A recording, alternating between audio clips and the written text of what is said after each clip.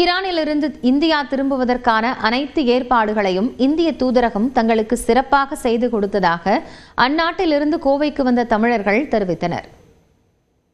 அங்கே பார்த்தீங்கன்னா யாசரும் பக்கத்தில் இஸ்பாக்கான இடத்துல ஒரு பாம்பு பிளாஸ்ட் நடந்ததுன்னு சொன்னாங்க. அப்புறம் டெக்கரவனில் இஷ்யூன்னு சொன்னாங்க. அப்புறம் நாங்கள் அங்கேருந்து 11ஆம் தேதி வெளில வர ஆரம்பித்தோம். இப்போ எம்பசி தான் எங்களுக்கு ரெடி பண்ணி கொடுத்தாங்க. எம்பசி அங்கேருந்து வர ஃப்ளைட்டு இதெல்லாம் எல்லாமே ஃப்ளைட்டு, அப்புறம் ஹோட்டல் அரேஞ்ச்மெண்ட்டு, ஃபுட்டு எல்லாமே அவங்க நல்லா பண்ணாங்க. நாங்கள் போய் இப்போ ஒரு 1 மந்த்துக்கு கீழே தான் ஆகுது. ஒரு 20 டேஸ் ஆகிருக்கும். அதுக்குள்ளே இந்த சடனாக இந்த போர் பதட்டம் வந்ததுனால அப்புறம் நம்மளாம் இங்கே வர வேண்டியதாக போச்சு. அப்போ இந்தியன் கவர்மெண்ட்டுக்கிட்ட நம்ம எல்லாம் கான்டாக்ட்ஸ் பண்ணோம். இந்தியன் எம்பசி எங்களுக்கு நல்லா கைட் பண்ணாங்க. அந்த கைடன்ஸ் எல்லாம் நல்லா கொடுத்தாங்க. தொடர்ந்து எக்ஸ்பிரஸ் 8 செய்திகளை பார்க்கலாம். இந்தியாவிலேயே முதன்முறையாக 5 மெகாவாட் திறன் கொண்ட ஹைட்ரஜன் ஆலையை குஜராத்தில் நிறுவியிருப்பதாக அதானி குழுமம் தெரிவித்துள்ளது. கட்ச் நகரில் அமைக்கப்பட்ட இந்த ஆலை இந்தியாவின் தேசிய பசுமை ஹைட்ரஜன் திட்டத்தை ஆதரிக்கக்கூடிய ஒரு முக்கிய மைல்கல்லாக அமைந்துள்ளதாக அதானி குழுமம் தெரிவித்துள்ளது. வழக்கமான முறையில் இல்லாமல் சூரிய ஒளி அல்லது காற்று போன்ற புதுப்பிக்கத்தக்க ஆற்றலால் மட்டுமே இயங்கக்கூடிய மின்னார் பகுப்பு மூலமாக ஹைட்ரஜன் உருவாக்கப்படுவதாக தெரிவிக்கப்பட்டுள்ளது. இந்த அதிநவீன ஆலை 100 விழுக்காடு சூரிய சக்தியால் மட்டுமே இயக்கப்படுவதாகவும் இது பரவலாக்கப்பட்ட புதுப்பிக்கத்தக்க இயங்கக்கூடிய ஹைட்ரஜன் உற்பத்தியில் ஒரு புதிய முன்னுதாரணத்தை ஏற்படுத்தியிருப்பதாகவும் அதானி குழுமம் தெரிவித்துள்ளது. திருப்பத்தூர் மாவட்டம் நாற்றம்பள்ளி அருகே தந்தை ஓட்டிய டிராக்டரின் சக்கரத்தில் சிக்கி 1.5 வயது குழந்தை உயிரிழந்தது சோகத்தை ஏற்படுத்தியிருக்கிறது.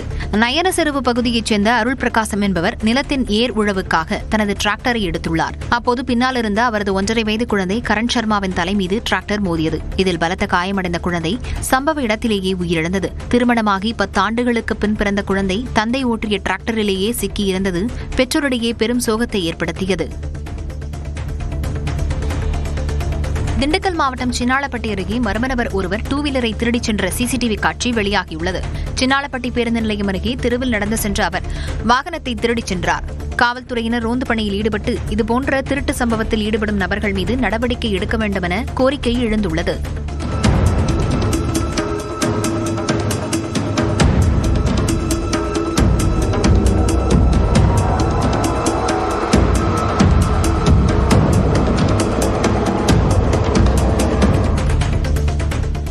காஞ்சிபுரம் அருகே பூக்கடை சத்திரத்தில் திரௌபதி அம்மன் கோயில் அக்னி வசந்த திருவிழாவையொட்டி மஞ்சள் நீராடும் விழா நடைபெற்றது.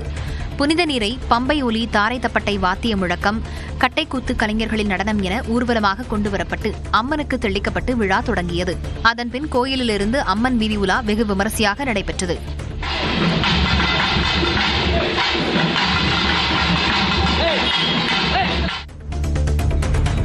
கவிஞர் கண்ணதாசனின் சொந்த ஊரான சிவகங்கை மாவட்டம் சிறுகூடல்பட்டியில் அவரது 99வது பிறந்தநாள் விழா கொண்டாடப்பட்டது. இதையொட்டி மலையரசியம்மன் கோயிலில் சிறப்பு பூஜை மற்றும் தீபாராதனை நடைபெற்றது. பின்னர் பேருந்து நிறுத்தம் அருகே உள்ள கண்ணதாசன் சிலைக்கு கண்ணதாசன் இலக்கிய பேரவை சார்பில் மாலை அணிவித்து மரியாதை செலுத்தப்பட்டது.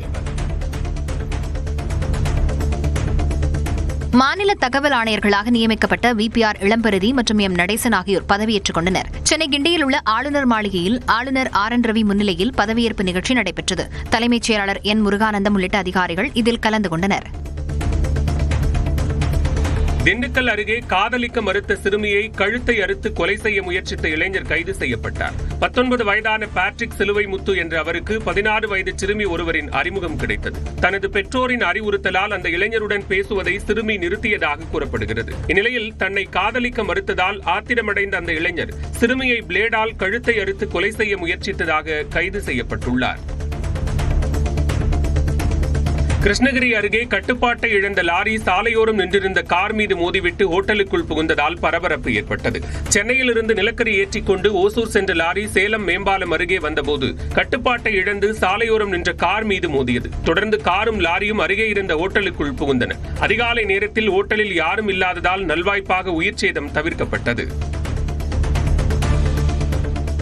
தூத்துக்குடி மாவட்டம் ஆறுமுகநேரி அருகே இலங்கைக்கு படகு மூலம் கடத்தவிருந்த 1 கோடி ரூபாய் மதிப்பிலான 3300 கிலோ பீடி இலைகள் பறிமுதல் செய்யப்பட்டன. கோட்டைமலை காட்டுப்பகுதி வழியாக கொம்புத்துறை கடற்கரை பகுதியிலிருந்து படகு மூலம் இலங்கைக்கு பீடி இலைகள் கடத்தப்படுவதாக கியூ பிரிவு போலீசாருக்கு தகவல் கிடைத்தது. இதனையடுத்து அங்கு சென்ற காவலர்கள் கடத்துவதற்கு தயாராக இருந்த 103 பண்டல்கள் பீடி இலை மற்றும் டிராக்டர், லாரி, இருசக்கர வாகனத்தை பறிமுதல் செய்தனர். மேலும் பீடி இலையை கடத்த முயன்ற கும்பலை தேடி வருகின்றனர்.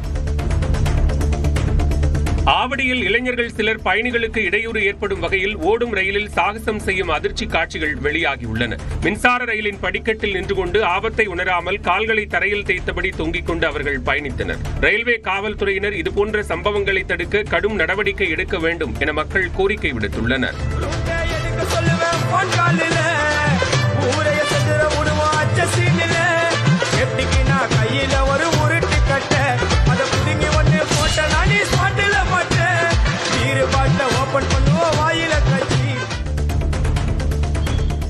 பாலுச்செட்டிச்சத்திரம் அருகே சுரங்கப்பாதை அமைக்க கோரி 100க்கும் மேற்பட்டோர் காஞ்சிபுரம் ஆட்சியர் அலுவலகத்தில் அமர்ந்து போராட்டத்தில் ஈடுபட்டனர். சென்னை பெங்களூரு தேசிய நெடுஞ்சாலையில் தினமும் ஏராளமான பள்ளி, கல்லூரி மாணவர்கள் சாலையை கடக்க வேண்டிய நிலையில் கால்நடைகளை மேய்ச்சலுக்கு அழைத்துச் செல்வதிலும் சிரமம் ஏற்படுவதாக மக்கள் குற்றம் சாட்டுகின்றனர். இந்நிலையில் சென்னை பெங்களூரு தேசிய நெடுஞ்சாலை 6 வழிச்சாலையாக விரிவுபடுத்தும் பணிகள் நடப்பதால் எதிர்கால விபத்துக்களை தடுக்க பாலுச்செட்டிச்சத்திரம் பகுதியில் சுரங்கப்பாதை அமைக்க வேண்டும் என வலியுறுத்தி 100க்கும் மேற்பட்டோர் போராட்டத்தில் ஈடுபட்டனர். தொடர்ந்து 1 நிமிட செய்திகளை பார்க்கலாம்.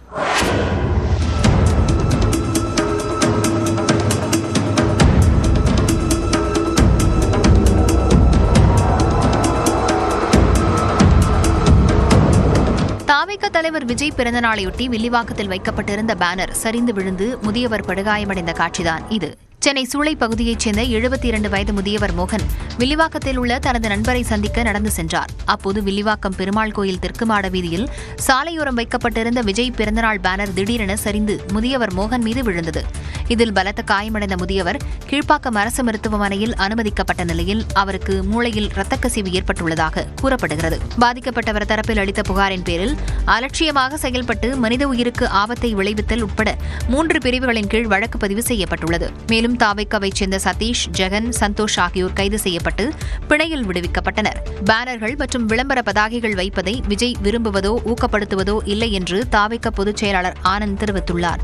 எனவே நகரில் மக்கள் அதிகம் கூடும் இடங்கள், நெடுஞ்சாலை ஓரங்களில் எந்த காரணத்திற்காகவும் பேனர் வைக்கக்கூடாது என அவர் அறிவுறுத்தியுள்ளார். சென்னை ரயில்வே கோட்டத்தில் இயக்கப்பட்டு வந்த அனைத்து புறநகர் மின்சார ரயில்களில் பெட்டிகளின் எண்ணிக்கை 9 12 அதிகரிக்கப்பட்டுள்ளது. தெற்கு ரயில்வே சென்னை கோட்டத்தில் நாள்தோறும் 12 லட்சம் பேர் ரயிலில் பயணம் செய்கின்றனர். இதில் புறநகர் மின்சார ரயிலில் மட்டும் தினசரி 8,60,000 பேர் பயணிப்பதாக தெற்கு ரயில்வே தெரிவித்துள்ளது. இதனால் பயணிகளின் எண்ணிக்கையை கருத்தில் கொண்டு 9 பெட்டிகள் கொண்ட புறநகர் மின்சார ரயில்களில் மேலும் 3 பெட்டிகள் சேர்க்கப்பட்டுள்ளன. அதாவது சென்னை கடற்கரை செங்கல்பட்டு, சென்னை சென்ட்ரல் அரக்கோணம் மற்றும் சென்னை சென்ட்ரல் கும்மிடிப்பூண்டி இடையிலான புறநகர் ரயில்களின் பெட்டி எண்ணிக்கை 12 அதிகரிக்கப்பட்டுள்ளது. இதன் மூலம் கூடுதலாக 4 லட்சம் பயணிகளுக்கு இடவசதி கிடைக்கும் என்று தெற்கு ரயில்வே குறிப்பிட்டுள்ளது. இதனால் கூட்ட நெரிசல் மிக்க நேரங்களில் பயணிகள் பாதுகாப்பான மற்றும் வசதியான பயணம் மேற்கொள்ள வழிவகுக்கும் என்று கூறப்பட்டுள்ளது.